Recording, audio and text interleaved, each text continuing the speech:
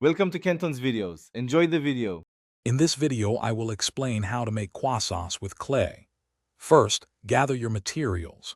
You'll need polymer clay in your favorite colors, a craft knife, and a small rolling pin. Make sure your work surface is clean and flat before you begin.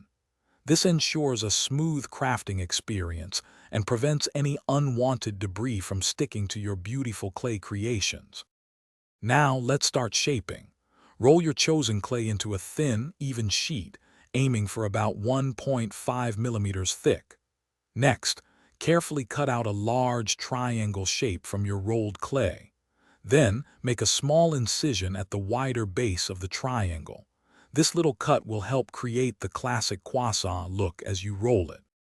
With your clay triangle ready, begin to gently roll it up tightly from the wider base towards the tip. As you roll, you'll see the croissant shape start to emerge.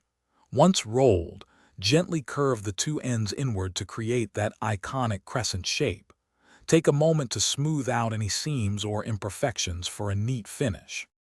To add realism, use a craft knife or a bristly tool to lightly scratch fine lines and subtle texture onto the surface of your croissant. Once you're happy with the details, it's time to bake. Follow your polymer clay's package instructions for baking time and temperature. After baking, let your beautiful clay croissant cool completely before handling or adding any final touches. Thanks for watching. Consider subscribing if we helped you.